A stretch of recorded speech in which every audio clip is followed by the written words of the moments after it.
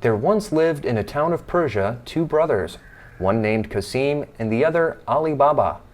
Their father divided a small inheritance equally between them. Qasim married a very rich wife and became a wealthy merchant. Ali Baba married a woman as poor as himself and lived by cutting wood and bringing it upon 3 asses into the town to sell. One day when Ali Baba was in the forest and had just cut enough wood to load his asses, he saw at a distance a great cloud of dust which seemed to approach him. He observed it with attention and distinguished soon after a body of horsemen whom he suspected might be robbers. He determined to leave his asses to save himself. He climbed up a large tree planted on a high rock, whose branches were thick enough to conceal him, and yet enabled him to see all that passed without being discovered. The troop, who were to the number of 40, all well mounted and armed, came to the foot of the rock on which the tree stood, and there dismounted. Every man unbridled his horse, tied him to some shrub, and hung about his neck a bag of corn, which they had brought behind them. Then each of them took off his saddlebag, which seemed to Ali Baba from its weight to be full of gold and silver. One, whom he took to be their captain, came under the tree in which Ali Baba was concealed, and making his way through some shrubs, pronounced these words, "Open, sesame!" As soon as the captain of the robbers had thus spoken, a door opened in the rock, and after he had made all his troops enter before him, he followed them, and when the door shut again of itself. The robbers stayed some time within the rock, during which Ali Baba, fearful of being caught, remained in the tree. At last the door opened again, and as the captain went in last, so he came out first, and stood to see them all pass by him. When Ali Baba heard him make the door close by pronouncing these words, "Shut, sesame!" every man at once went and bridled his horse, fastened his wallet, and mounted again. When the captain saw them all ready, he put himself at their head, and they returned the way they had come. Ali Baba followed them with his eyes as far as he could see them, and afterward stayed a considerable time before he descended, remembering the words of the captain of the robbers used to cause the door to open and shut. He had the curiosity to try if his pronouncing them would have the same effect. Accordingly, he went among the shrubs, and perceiving the door concealed behind them, stood before it and said, "Open, sesame!" The door instantly flew wide open. Ali Baba, who expected a dark, dismal cavern, was surprised to see a well-lighted and spacious chamber, which received the light from an opening at the top of the rock, and in which were all sorts of provisions, rich bales of silk, stuff, brocade, and valuable carpeting, piled upon one another, gold and silver ingots in great heaps, and money in bags. The sight of all these riches made him suppose that this cave must have been occupied for ages by robbers, who had succeeded one another. Ali Baba went boldly into the cave, and collected as much of the gold coin which was in bags as he thought his 3 asses could carry. When he had loaded them with the bags, he laid wood over them in such a manner that they could not be seen. When he had passed in and out as often as he wished, he stood before the door, and pronouncing the words, "Shut, sesame!" the door closed of itself. He then made the best of his way to town.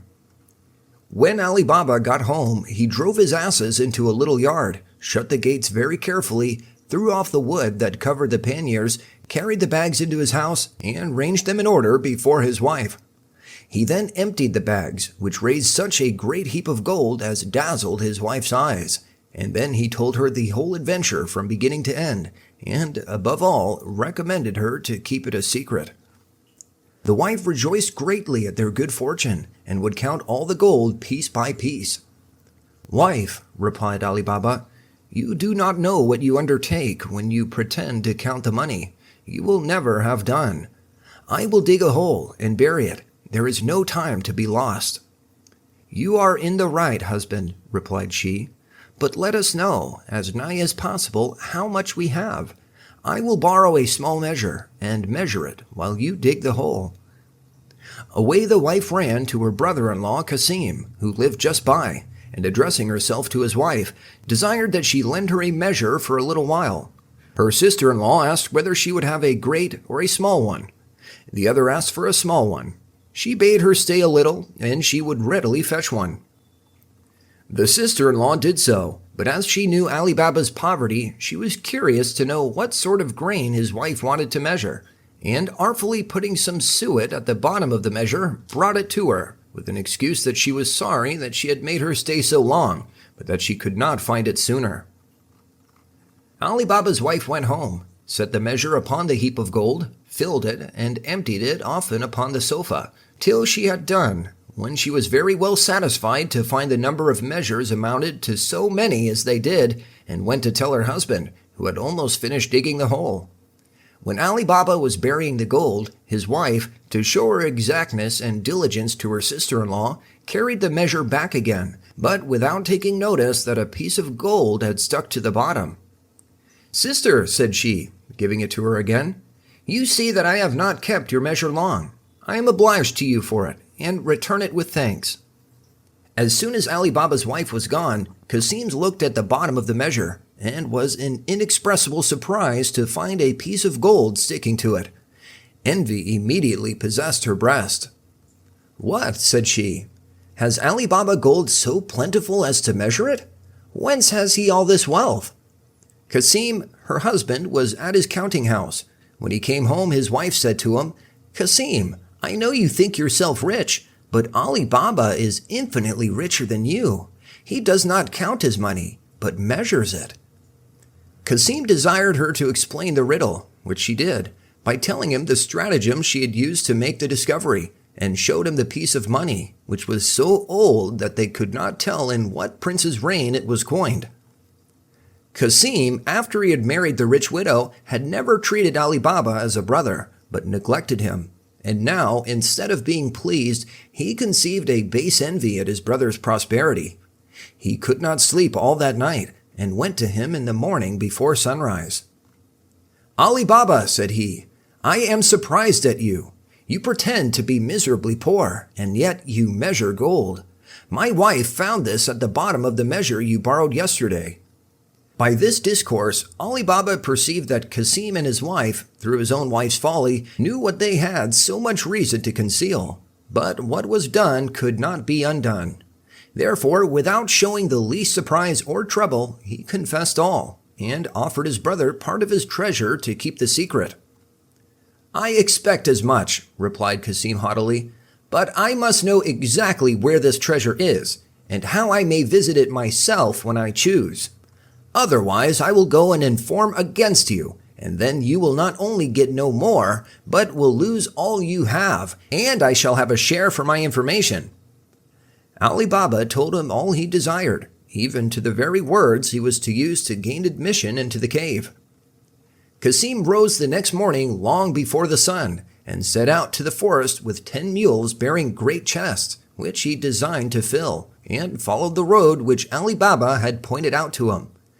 Cassim rose the next morning long before the sun, and set out to the forest with 10 mules bearing great chests, which he designed to fill, and followed the road which Ali Baba had pointed out to him.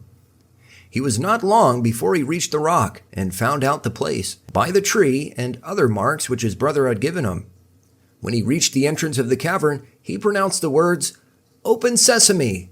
The door immediately opened, and when he was in, closed upon him. In examining the cave, he was in great admiration to find much more riches than he had expected from Ali Baba's relation. He quickly laid as many bags of gold as he could carry at the door of the cavern, but his thoughts were so full of the great riches he should possess that he could not think of the necessary word to make it open, but instead of sesame said, "Open barley," and was much amazed to find that the door remained fast shut. He named several other sorts of grain, but still the door would not open. Cassim had never expected such an incident, and was so alarmed at the danger he was in, that the more he endeavored to remember the word sesame, the more his memory was confounded, and he had as much forgotten it as he had never heard it mentioned. He threw down the bags he had loaded himself with, and walked distractedly up and down the cave, without having the least regard to the riches that were around him. About noon, the robbers visited their cave. At some distance, they saw Cassim's mules straggling about the rock, with great chests on their backs. Alarmed at this, they galloped full speed to the cave. They drove away the mules, who strayed to the forest so far that they were soon out of sight, and went directly, with their naked sabers in their hands, to the door, which, on their captain pronouncing the proper words, immediately opened. Cassim, who heard the noise of the horses' feet, at once guessed the arrival of the robbers, and resolved to make one effort for his life. He rushed to the door, and no sooner saw the door open than he ran out and threw the leader down, but could not escape the other robbers, who, with their scimitars, soon deprived him of life. The first care of the robbers after this was to examine the cave. They found all the bags which Cassim had brought to the door, to be ready to load his mules, and carried them again to their places, but they did not miss what Ali Baba had taken away before. Then, holding a council and deliberating upon this occurrence, they guessed that Cassim, when he was in, could not get out again, but could not imagine how he had learned the secret words by which alone he could enter. They could not deny the fact of his being there, and to terrify any person or accomplice who should attempt the same thing, they agreed to cut Cassim's body into 4 quarters, to hang 2 on one side and 2 on the other, within the door of the cave. They had no sooner taken this resolution than they put it in execution, and when they had nothing more to detain them, left the place of their hoards well closed. They mounted their horses, went to beat the roads again, and to attack the caravans they might meet. In the meantime, Cassim's wife was very uneasy when night came, and her husband was not returned. She ran to Ali Baba in great alarm, and said, "I believe, brother-in-law, that you know Cassim is gone to the forest, and upon what account? It is now night, and he has not returned. I am afraid some misfortune has happened to him." Ali Baba told her that she need not frighten herself, for that certainly Cassim would not think it proper to come into the town till the night should be pretty far advanced. Cassim's wife, considering how much it concerned her husband to keep the business secret, was the more easily persuaded to believe her brother-in-law. She went home again and waited patiently till midnight. Then her fear redoubled, and her grief was the more sensible because she was forced to keep it to herself. She repented her foolish curiosity, and cursed her desire of prying into the affairs of her brother and sister-in-law. She spent all the night in weeping, and as soon as it was day went to them, telling them by her tears the cause of her coming. Ali Baba did not wait for his sister-in-law to desire him to go see what was become of Cassim, but departed immediately with his 3 asses, begging of her first to moderate her grief. He went to the forest, and when he came near the rock, having seen neither his brother nor his mules on his way, was seriously alarmed at finding some blood spilt near the door, which he took for an ill omen. But when he had pronounced the word, and the door had opened, he was struck with horror at the dismal sight of his brother's body. He was not long in determining how he should pay the last dues to his brother, but without adverting to the little fraternal affection he had shown for him, went into the cave to find something to enshroud his remains. Having loaded one of his asses with them, he covered them over with wood. The other 2 asses he loaded with bags of gold, covering them with wood also as before. And then, bidding the door shut, he came away, but was so cautious as to stop some time at the end of the forest, that he might not go into the town before night. When he came home, he drove the 2 asses loaded with gold into his little yard, and left the care of unloading them to his wife, while he led the other to his sister-in-law's house. Ali Baba knocked at the door, which was opened by Morgiana, a clever, intelligent slave who was fruitful in inventions to meet the most difficult circumstances. When he came into the court, he unloaded the ass, and taking Morgiana aside, said to her, "You must observe an inviolable secrecy. Your master's body is contained in these 2 panniers. We must bury him as if he had died a natural death. Go now and tell your mistress. I leave the matter to your wit and skillful devices." Ali Baba helped to place the body in Cassim's house, again recommended to Morgiana to act her part well, and then returned with his ass. Morgiana went out early the next morning to a druggist, and asked for a sort of lozenge which was considered efficacious in the most dangerous disorders. The apothecary inquired who was ill. She replied, with a sigh, her good master Cassim himself, and that he could neither eat nor speak. In the evening, Morgiana went to the same druggist again, and with tears in her eyes, asked for an essence which they used to give to sick people only when in the last extremity. "Alas," she said, taking it from the apothecary, "I am afraid that this remedy will have no better effect than the lozenges, and that I shall lose my good master." On the other hand, as Ali Baba and his wife were often seen to go between Kasim's and their own house all that day, and to seem melancholy, nobody was surprised in the evening to hear the lamentable shrieks and cries of Kasim's wife and Morgiana, who gave out everywhere that her master was dead. The next morning at daybreak, Morgiana went to an old cobbler whom she knew to be always ready at his stall, and bidding him good morrow, put a piece of gold into his hand, saying, "Baba Mustafa, you must bring with you your sewing tackle and come with me, but I must tell you, I shall have to blindfold you when you come to such a place." Baba Mustafa seemed to hesitate a little at these words. Oh, replied he, "you would have me do something against my conscience or against my honor?" "God forbid," said Morgiana, putting another piece of gold into his hand, "that I should ask anything that is contrary to your honor. Only come along with me and fear nothing." Baba Mustafa went with Morgiana, who, after she had bound his eyes with a handkerchief at the place she had mentioned, conveyed him to her deceased master's house, and never unloosed his eyes till he had entered the room where she had put the corpse together. "Baba Mustafa," said she, "you must make haste and sew the parts of this body together, and when you have done, I will give you another piece of gold." After Baba Mustafa had finished his task, she blindfolded him again, gave him the third piece of gold as she had promised, and recommending secrecy to him, carried back to the place where she first bound his eyes, pulled off the bandage, and let him go home, but watched him that he returned toward his stall, till he was quite out of sight, for fear he should have the curiosity to return and dodge her. She then went home.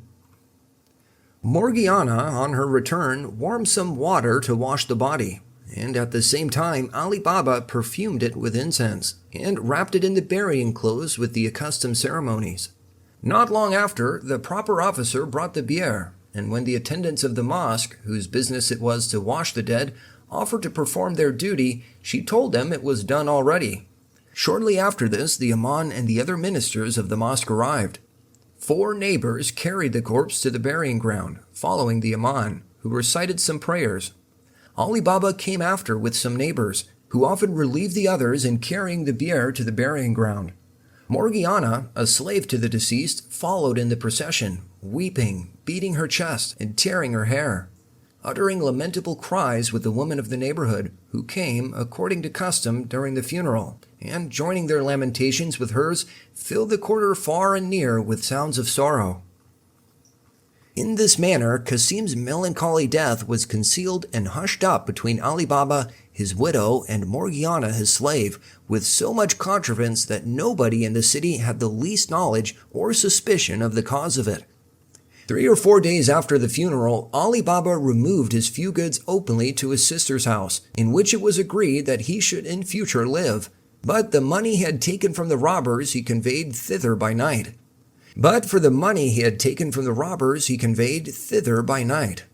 As for Kasim's warehouse, he entrusted it entirely to the management of his eldest son. While these things were being done, the 40 robbers again visited their retreat in the forest. Great, then, was their surprise to find Kasim's body taken away, with some of their bags of gold. "We are certainly discovered," said the captain. "The removal of the body and the loss of some of our money plainly shows that the man whom we killed had an accomplice, and for our own lives' sake we must try to find him. What say you, my lads?"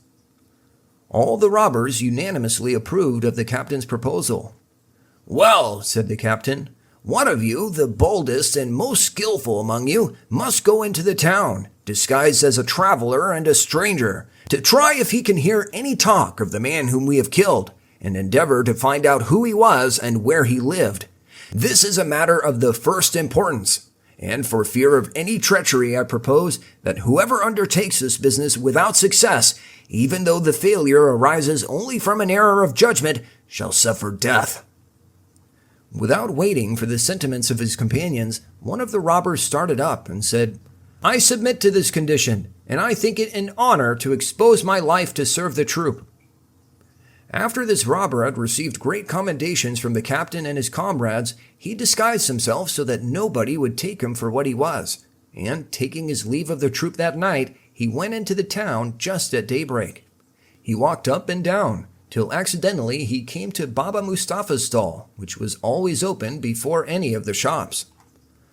Baba Mustafa was seated with an awl in his hand, just going to work.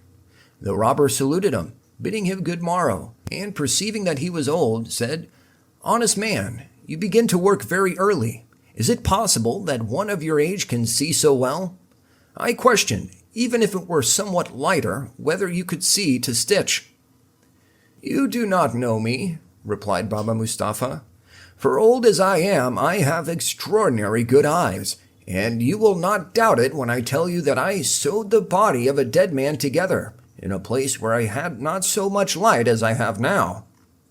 "A dead body?" exclaimed the robber, with affected amazement. "Yes, yes," answered Baba Mustafa. "I see you want me to speak out, but you shall know no more." The robber felt sure that he had discovered what he sought.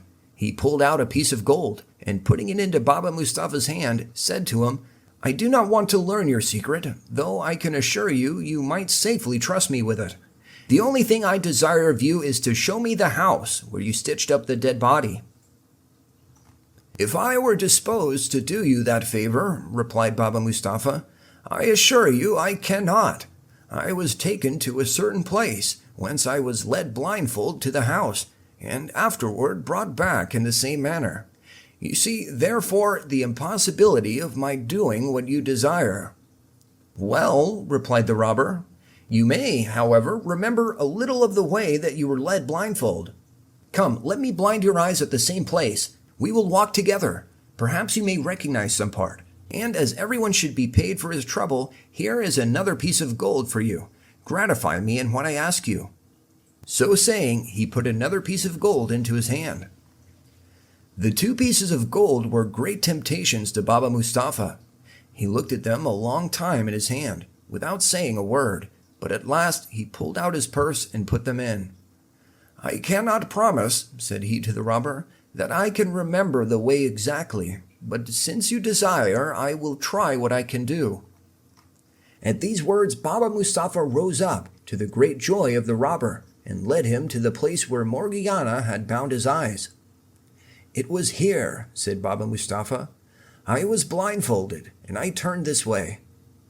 The robber tied his handkerchief over his eyes, and walked by him till he stopped directly at Kasim's house, where Ali Baba then lived. The thief, before he pulled off the band, marked the door with a piece of chalk, which he had ready in his hand, and then asked him if he knew whose house that was, to which Baba Mustafa replied that he did not live in that neighborhood, he could not tell. The robber, finding that he could discover no more from Baba Mustafa, thanked him for the trouble he had taken, and left him to go back to his stall while he returned to the forest, persuaded that he should be very well received. A little after the robber and Baba Mustafa had parted, Morgiana went out of Ali Baba's house upon some errand, and upon her return, seeing the mark the robber had made, stopped to observe it. "What can be the meaning of this mark?" said she to herself. "Somebody intends my master no good. However, with whatever intention it was done, it is advisable to guard against the worst." Accordingly, she fetched a piece of chalk, and marked 2 or 3 doors on each side in the same manner, without saying a word to her master or mistress. In the meantime, the robber rejoined his troop in the forest, and recounted to them his success, expatiating upon his good fortune in meeting so soon with the only person who could inform him of what he wanted to know. All the robbers listened to him with the utmost satisfaction. Then the captain, after commending his diligence, addressing himself to them all, said, "Comrades, we have no time to lose. Let us set off well armed, without its appearing who we are. But that we may not excite any suspicion, let only 1 or 2 go into the town together, and join at our rendezvous, which shall be the great square. In the meantime, our comrade who brought us the good news and I will go and find out the house, that we may consult what had best be done." This speech and plan was approved by all, and they were soon ready. They filed off in parties of 2 each, after some interval of time, and got into the town without being in the least suspected. The captain and he who had visited the town in the morning as spy came in the last. He led the captain into the street where he had marked Ali Baba's residence, and when they came to the first of the houses which Morgiana had marked, he pointed it out. But the captain observed that the next door was chalked in the same manner, and in the same place, and showing it to his guide, asked him which house it was, that or the first. The guide was so confounded that he knew not what answer to make. But he was still more puzzled when he and the captain saw 5 or 6 houses similarly marked. He assured the captain with an oath that he had marked but one, and could not tell who had chalked the rest, so that he could not distinguish the house which the cobbler had stopped at. The captain, finding that their design had proved abortive, went directly to their place of rendezvous, and must return to their cave. He himself set them the example, and they all returned as they had come. When the troop was all got together, the captain told them the reason of their returning, and presently the conductor was declared by all worthy of death.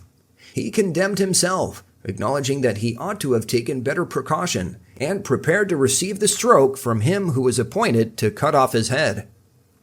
But as the safety of the troop required the discovery of the second intruder into the cave, another of the gang, who promised himself that he should succeed better, presented himself, and his offer being accepted, he went and corrupted Baba Mustafa as the other had done, and being shown the house, marked it in a place more remote from sight with red chalk. Not long after, Morgiana, whose eyes nothing could escape, went out and seeing the red chalk and arguing with herself as she had done before, marked the other neighbors' houses in the same place and manner.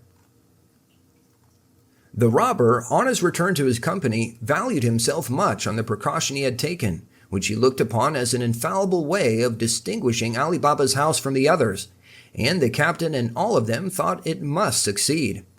They conveyed themselves into the town with the same precaution as before, but when the robber and his captain came to the street, they found the same difficulty, at which the captain was enraged, and the robber in as great confusion as his predecessor. Thus the captain and his troop were forced to retire a second time, and much more dissatisfied, while the robber, who had been the author of the mistake, underwent the same punishment, which he willingly submitted to. The captain, having lost 2 brave fellows of his troop, was afraid of diminishing it too much by pursuing his plan to get information of the residence of their plunderer. He found by their example that their heads were not so good as their hands on such occasions, and therefore resolved to take it upon himself the important commission. Accordingly, he went and addressed himself to Baba Mustafa, who did him the same service he had done to the other robbers. He did not set any particular mark on the house, but examined and observed it so carefully by passing often by it that it was impossible for him to mistake it. The captain, well satisfied with his attempt and informed of what he wanted to know, returned to the forest, and when he came into the cave, where the troop had waited for him, said, "Now, comrades, nothing can prevent our full revenge, as I am certain of the house, and on my way hither I have thought how to put it into execution. But if anyone can form a better expedient, let him communicate it." He then told them his contrivance, and as they approved of it, ordered them to go into the villages about, and buy 19 mules, with 38 large leather jars, one full of oil and the others empty. In 2 or 3 days' time, the robbers had purchased the mules and jars, and as the mouths of the jars were rather too narrow for his purpose, the captain caused them to be widened, and after having put one of his men into each, with the weapons which he thought fit, leaving open the seam which had been undone to leave them room to breathe, he rubbed the jars on the outside with oil from the full vessel. Things being thus prepared, when the 19 mules were loaded with 37 robbers in jars, and the jar of oil, the captain, as their driver, set out with them, and reached the town by the dusk of the evening, as he had intended. He led them through the streets, till he came to Ali Baba's, at whose door he designed to have knocked, but was prevented by his sitting there after supper to take a little fresh air. He stopped his mules, addressed himself to him, and said, "I have brought some oil a great way, to sell at tomorrow's market, and it is now so late that I do not know where to lodge. If I should not be troublesome to you, "Do me the favor to let me pass the night with you, and I shall be very much obliged by your hospitality." Though Ali Baba had seen the captain of the robbers in the forest and had heard him speak, it was impossible to know him in the disguise of an oil merchant. He told him he should be welcome, and immediately opened his gates for the mules to go into the yard. At the same time, he called to a slave and ordered him, when the mules were unloaded, to put them into the stable and to feed them, and then went to Morgiana to bid her get a good supper for his guest. After they had finished, Ali Baba, charging Morgiana afresh to take care of his guest, said to her, "Tomorrow morning I design to go to the bath before day. Take care my bathing linen be ready. Give them to Abdallah, and make some good broth against I return." After this he went to bed. In the meantime, the captain of the robbers went into the yard, and took off the lid of each jar, and gave his people orders what to do. Beginning at the first jar, and so on to the last, he said to each man, "As soon as I throw some stones out the chamber window where I lie, do not fail to come out, and I will immediately join you." After this he returned into the house, where Morgiana, taking up a light, conducted him to his chamber where she left him. And he, to avoid any suspicion, put the light out soon after, and laid himself down in his clothes that he might be the more ready to rise. Morgiana, remembering Ali Baba's orders, got his bathing linen ready, and ordered Abdallah to set on the pot for the broth. But while she was preparing it, the lamp went out, and there was no more oil in the house nor any candles. What to do she did not know, for the broth must be made. Abdallah, seeing her very uneasy, said, "Do not fret and tease yourself, but go into the yard and take some oil out of one of the jars." Morgiana thanked Abdallah for his advice, took the oil pot, and went into the yard, when, as she came nigh the first jar, the robber within said softly, "Is it time?" Though naturally much surprised at finding a man in the jar instead of the oil she wanted, she immediately felt the importance of keeping silence, as Ali Baba, his family, and herself were in great danger. And collecting herself, without showing the least emotion, she answered, "Not yet, but presently." She went quietly in this manner to all the jars, giving the same answer till she came to the jar of oil. By this means Morgiana found that her master Ali Baba had admitted 38 robbers into his house, and that this pretended oil merchant was their captain. She made what haste she could to fill her oil pot, and returned into the kitchen, where, as soon as she had lighted her lamp, she took a great kettle, went again to the oil jar, filled the kettle, set it on a large wood fire, and as soon as it boiled, went and poured enough into every jar to stifle and destroy the robber within.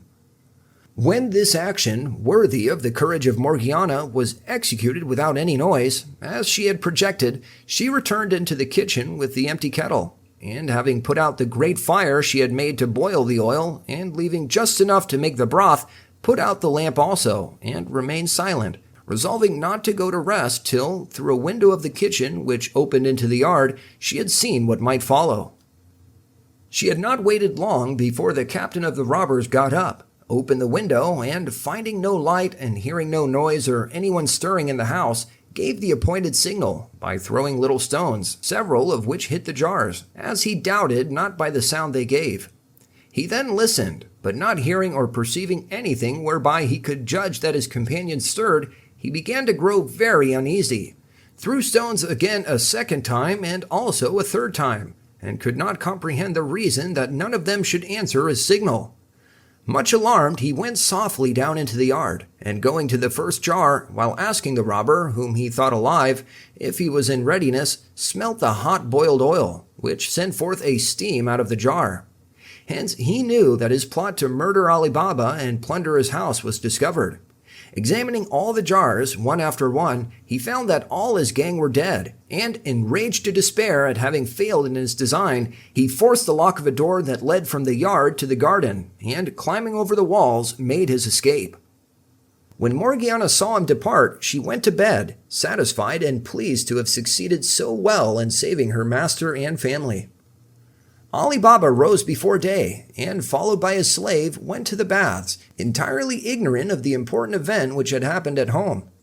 When he returned from the baths, he was very much surprised to see the oil jars, and to learn that the merchant was not gone with the mules. He asked Morgiana, who opened the door, the reason of it.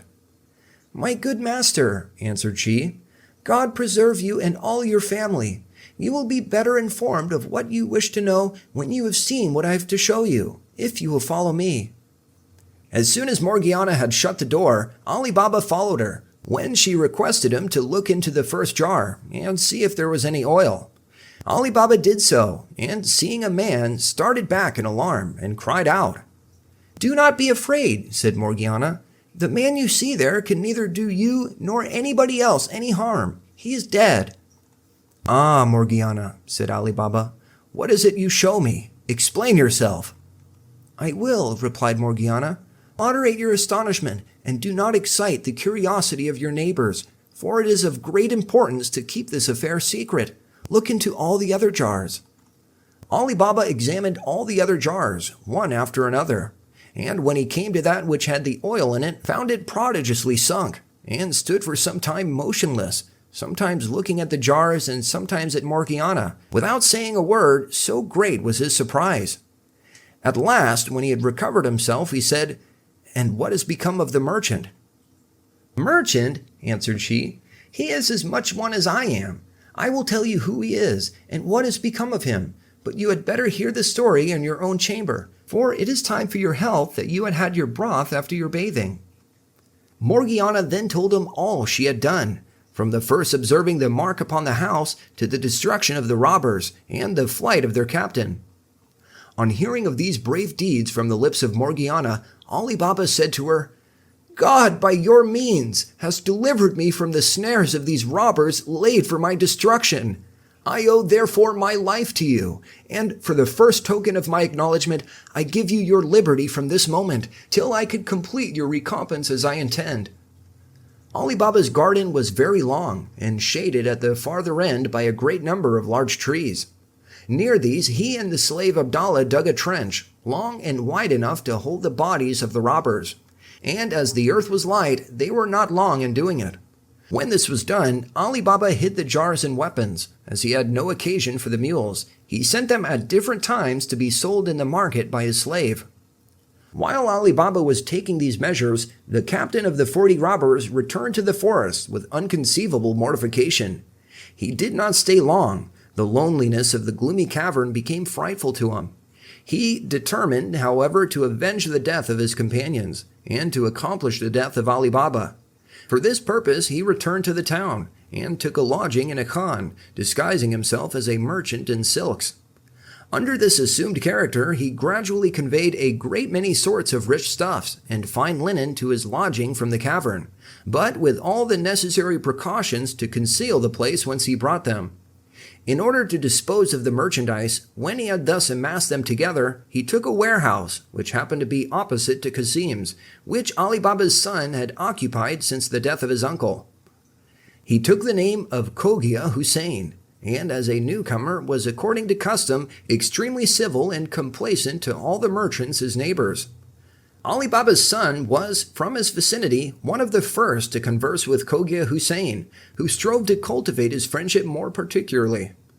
2 or 3 days after he was settled, Ali Baba came to see his son, and the captain of the robbers recognized him at once, and soon learned from his son who he was. After this, he increased his assiduities, caressed him in the most engaging manner, made him some small presents, and often asked him to dine and sup with him, when he treated him very handsomely. Ali Baba's son did not choose to lie under such obligation to Cogia Hussein, but was so much straitened for want of room in his house that he could not entertain him. He therefore acquainted his father, Ali Baba, with his wish to invite him in return. Ali Baba, with great pleasure, took the treat upon himself. "Son," said he, "tomorrow being Friday, which is a day that the shops of such great merchants as Cogia Hussein and yourself are shut, get him to accompany you, and as you pass by my door, call in. I will go and order Morgiana to provide a supper." The next day, Ali Baba's son and Cogia Hussein met by appointment, took their walk, and as they returned, Ali Baba's son led Cogia Hussein through the street where his father lived, and when they came to the house, stopped and knocked at the door. "This, sir," said he, "is my father's house, who, from the account I have given him of your friendship, charged me to procure him the honor of your acquaintance, and I desire you to add this pleasure to those for which I am already indebted to you." Though it was the sole aim of Cogia Hussein to introduce himself into Ali Baba's house that he might kill him without hazarding his own life or making any noise, yet he excused himself and offered to take his leave. But a slave having opened the door, Ali Baba's son took him obligingly by the hand and in a manner forced him in. Ali Baba received Cogia Hussein with a smiling countenance and in the most obliging manner he could wish. He thanked him for all the favors he had done his son, adding withal the obligation was the greater as he was a young man, not much acquainted with the world, and that he might contribute to his information. Cogia Hussein returned the compliment by assuring Ali Baba that though his son might not have acquired the experience of older men, he had good sense equal to the experience of many others. After a little more conversation on different subjects, he offered again to take his leave, when Ali Baba, stopping him, said, "Where are you going, sir, in so much haste? I beg you will do me the honor to sup with me, though my entertainment may not be worthy of your acceptance, such as it is, I heartily offer it." "Sir," replied Cogia Hussein, "I am thoroughly persuaded of your goodwill, but the truth is, I can eat no victuals that have any salt in them. Therefore judge how I should feel at your table." "If that is your only reason," said Ali Baba, "it ought not to deprive me of the honor of your company. For, in the first place, there is no salt ever put into my bread, and as to the meat we shall have tonight, I promise you there shall be none in that. Therefore you must do me the favor to stay. I will return immediately." Ali Baba went into the kitchen and ordered Morgiana to put no salt to the meat that was to be dressed that night, and to make quickly 2 or 3 ragouts beside what he had ordered, but be sure to put no salt in them.